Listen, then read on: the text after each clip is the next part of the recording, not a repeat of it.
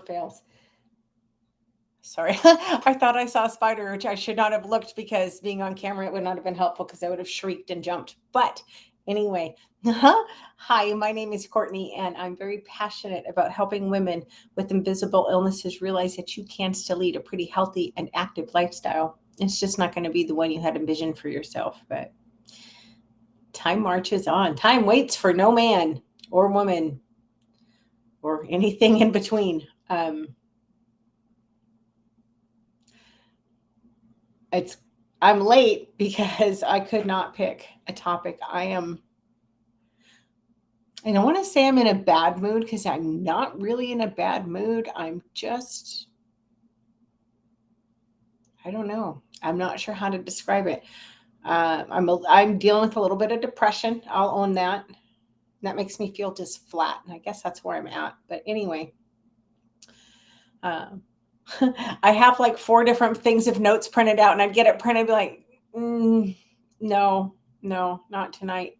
And it's like, well, you know what? You need to talk about gratitude because obviously, I'm having a hard time with my gratitude lately, and that's silly because I have a lot to be grateful for, and I know this. Um, everybody's life is challenging. Everybody has difficulties. Everybody has stressors. You get to a certain age, everybody starts having health issues. So it's normal to go through these ups and downs. Of course it is. But you got to be grateful. This information, by the way, is from precheck.com and I had to look again, skippritchard.com. Here's a great quote from Antique Nigan. I know I didn't say that last name right, but optimism is the heart of gratitude, isn't it? I just think that's so beautiful. And I think it's true. As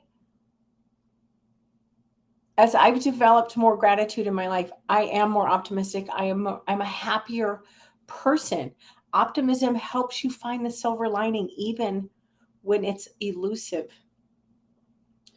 Gratitude, it makes you happier. It teaches you to focus on your blessings versus your perceived lacks. And yes, I said perceived because you know what?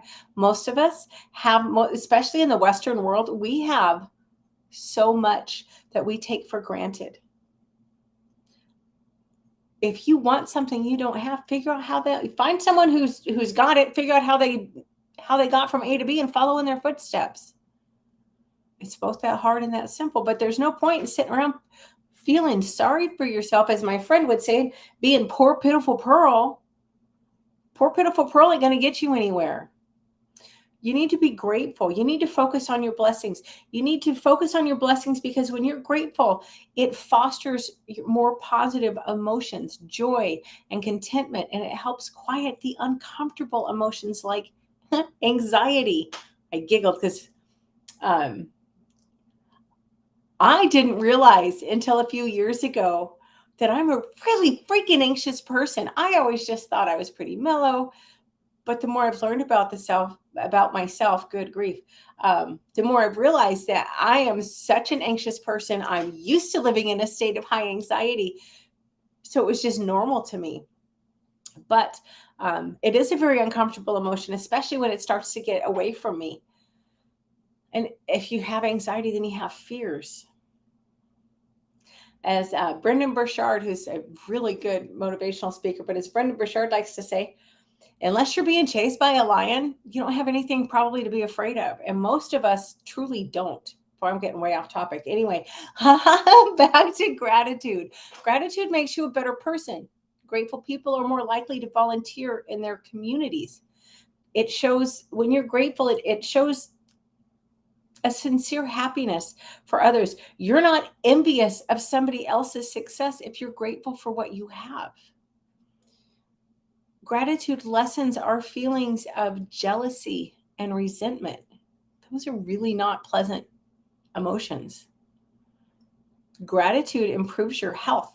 Now, I've really noticed this. Truly, I've noticed this in my own life. When I can keep my attitude in check, when I can keep the anxiety at bay, and when I can focus on the blessings in my life, my pain levels are significantly lessened. Grateful people are more likely to exercise. They're more likely to eat better. They deal with stress better. They sleep better. It just encourages a better way of life all the way around.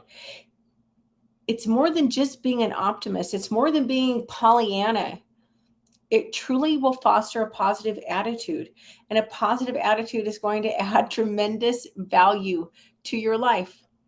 Grateful, positive people, they're better at setting and achieving goals. And I got to tell you, one of the things that I haven't done in a while, and I need to do it now that we're moving into the post-COVID era, I freaking love going to personal development conferences. Why?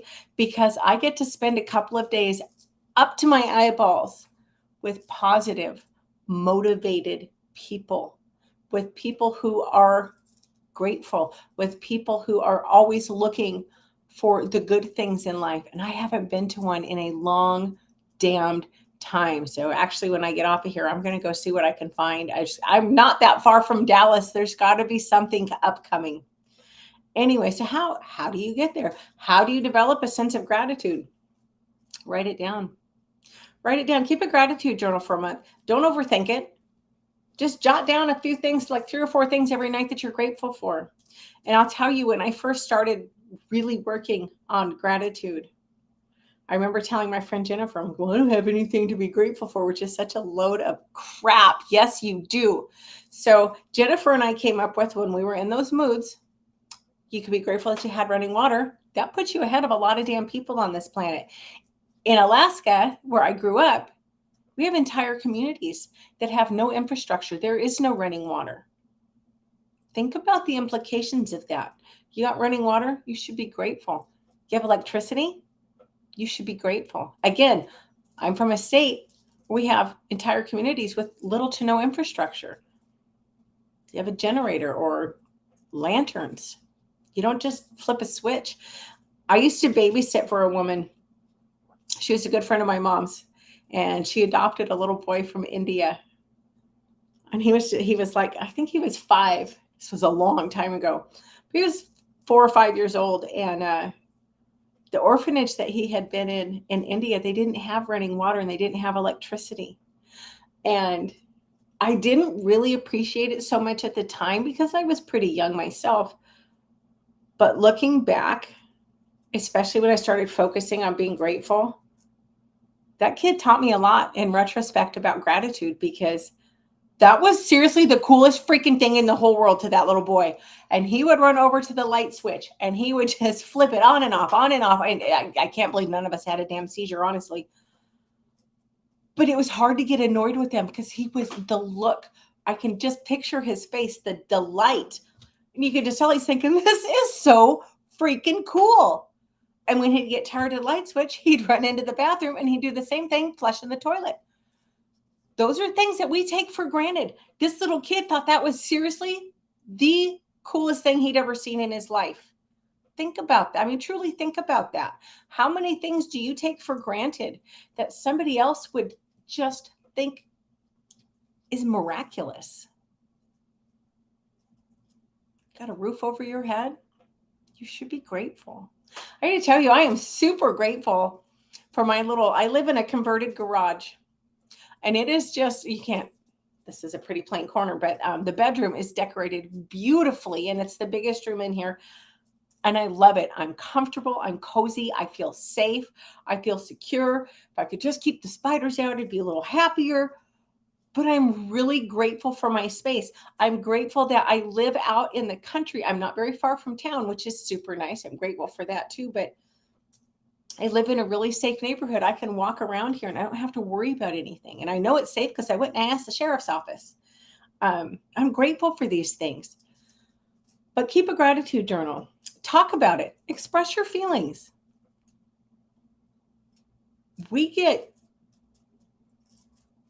When's the last time you told somebody, hey, I'm really grateful for fill in the blank? A lot of us never do that. I try to, but I'll be honest, lately I've been really faltering on that. And that's a lot of why my anxiety's through the gosh damned roof. Yes, I have a lot of weird things going on in my life, and they're pretty big things, but I can't control that. So I need to focus on being grateful because I can control that. You know what else is good for your gratitude? Meditation. Ooh, what happened to my voice there? Meditation. Meditation is a great way to practice gratitude. I've been doing meditations with an app called Hallow. It's a Christian app, and they go through um, the ones I'm doing. It's good grief. It's a gospel. I can't even think of a passage from the gospel, one of the gospels. Good grief. I had a hard time spitting that out, and that still wasn't how I wanted to articulate it. But I am grateful. I'm grateful that tonight was 22 days in a row. I'm grateful for that. And I'm grateful for the peace that I get from these. But you could also just set a timer for a few minutes, put your phone on do not disturb, and just focus on something. Focus on maybe a loved one, or focus on the blessings in your life, and just sit there and deep breathe for a few minutes and focus on that. It's going to really go a long way towards helping you carry that sense of gratitude throughout your day. Express it. That's an excellent way to work on your gratitude. If somebody's done something nice for you, tell them. Better, write a note. Nobody writes notes anymore. You don't get handwritten thank you notes very often anymore. Take a minute to do that. You'd be amazed. Hell, I have an entire notebook. Literally, I have a notebook full of thank you notes that people have sent me. Why? Because it makes me happy, and it helps me remember to be grateful. And finally, if you want to learn to be more grateful, you got to seek it. You have to start spending time with grateful people, because attitudes are contagious. They truly are. Anyway, that is all that I have. I am going to go. Oh, by the way, you know what else I'm grateful for today? So my little place has a kitchenette, and that's been an adjustment. I'd love to cook, but it's been an adjustment. And I made chicken quarters in my toaster oven, and y'all, they turn out so damn good. I'm so freaking proud of myself. They are so good. And I love chicken. It's one of my favorite things to make. Because, properly prepared chicken is delicious. And most people overcook it. In fact, I rarely will order chicken when I go out, because I can make it better than most restaurants. But anyway, I hope y'all have a great weekend. Please remember to be grateful this weekend, because you've got a lot to be grateful for. I don't know what the hell else I'm going to say. I'm going to go. Y'all take care. I'll be back Monday.